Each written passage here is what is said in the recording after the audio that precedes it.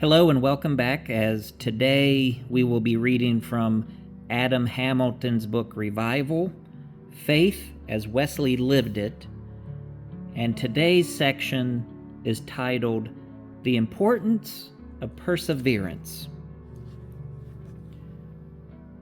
When suffering, tragedy, and opposition come, don't turn away, turn to God, and don't give up. Samuel and Susanna Wesley knew sorrow, adversity, and pain. They lost 9 of their children at childbirth or in early childhood.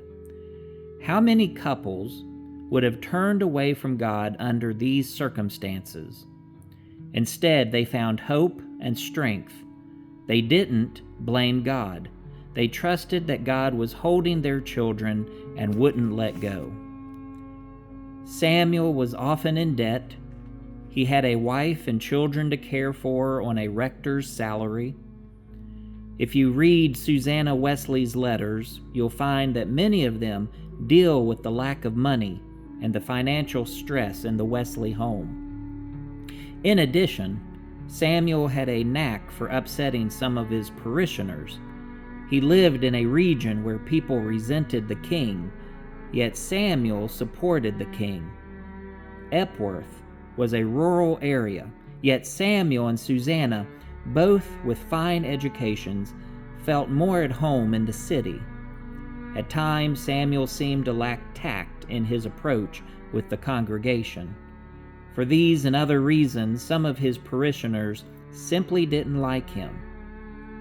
Any pastor listening to this can relate to Samuel. One time, for example, Samuel had upset one of his parishioners to whom he owed money. The man demanded immediate repayment, knowing Wesley couldn't pay, and Samuel was thrown into debtor's prison. The congregation likely could have found a way to pay their preacher's debt, but it was 3 months before the bishop bailed him out. While Samuel was in debtor's prison, he wrote to his children in good humor, telling them his imprisonment was an opportunity to minister to his fellow jailbirds. Clearly, we can see a quality in Samuel that his son John later displayed. He didn't give up in the face of opposition or adversity. In 1709, when John was 5 years old, someone set fire to the thatched roof of their house while the family slept. Samuel was convinced it was someone in the congregation. The house burned so quickly that the Wesleys barely escaped with their lives. When they got out, they took a count and found that one child was missing. It was John. Samuel tried to rush back in and get him, but the house was engulfed in flames. He knelt in prayer with his children, commending little John to God's care.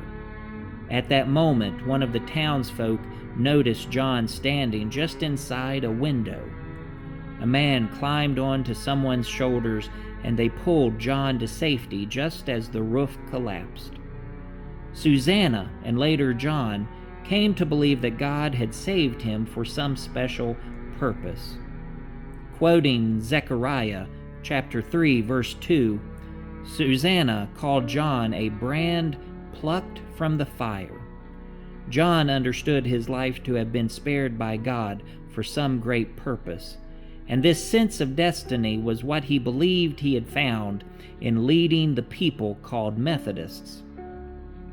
Every pastor receives an occasional unkind letter or email from a parishioner, but Samuel and Susanna Wesley had lost children at birth. Samuel had been thrown in jail, and later he had watched his house burn down, all the while facing opposition from parishioners. If it were me, I think I might have called it quits. Yet after each of these incidents, Samuel returned to the pulpit of St. Andrew's, and he continued preaching there until his death in 1735.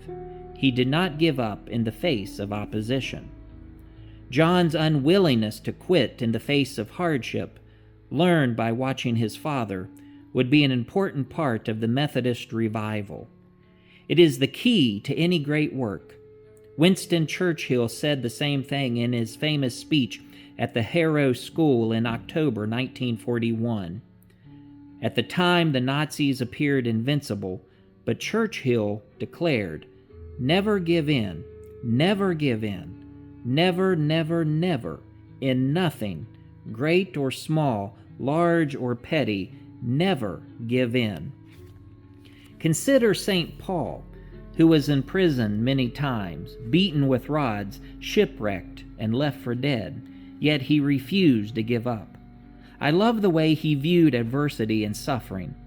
We also boast in our sufferings, knowing that suffering produces endurance, and endurance produces character, and character produces hope. And hope does not disappoint us, because God's love has been poured into our hearts through the Holy Spirit that has been given to us. Romans chapter 5, verses 3 through 5. Life is hard. We will face opposition. There will come trouble and suffering. Some will give in. Some will turn away from God. Some will throw in the towel. But John Wesley learned from his father that you don't run, you don't turn from your faith, and you don't give up. There were three precursors to revival that we've noticed in this chapter.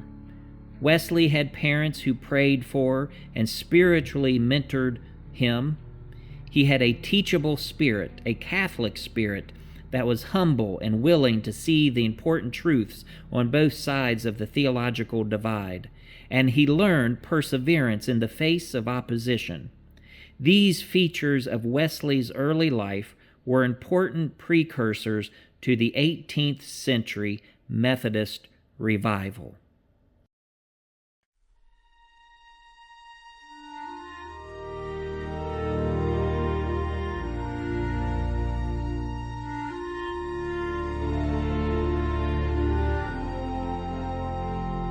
When the road is long and the fire feels dim, when the prayers feel heavy and the night's closing, we remember the saints who walked this way, holding fast to hope when the light delayed.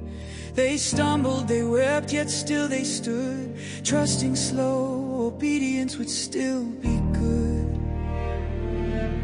Not every seed breaks the ground overnight, but the roots grow deep in the dark of the fight. So we hold fast, we don't let go. Faith is forged in the valleys low. When the wind resists and the way is steep, we walk on trusting the promises we keep. Revival comes to hearts that stay, standing firm, praying on day by day. When the world says quit, when the voice says rest, when comfort calls louder than holiness, we hear the call to press on still, grace unfolding through patient will. Not perfect steps, but faithful stride. Love our banner, Christ our guide. The spark of renewal, steady and true, is found in the ones who see it through. So we hold fast, we don't let go. Faith is forged in the valleys low. When the wind resists and the way is steep, we walk on trusting the promises we keep. Revival comes to hearts that stay, standing firm, praying on day by day. Keep the flame when the altar's bare, sing the song when the room's in prayer. Grace upon grace, step by step, this is the faith that's never left. Slow and holy, tried and true, love made strong by seeing through. So we hold fast with hands held high, trusting God as the years go by. Not by sight, but by faithful side, we walk by grace into the light.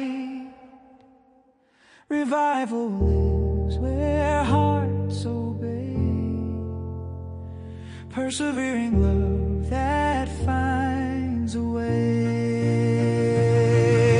Hold fast, the work's not done. The longest nights still greet the sun. Stay the course, remain, endure in patient faith. Revival sure. Thank you for joining me, and I will see you next time.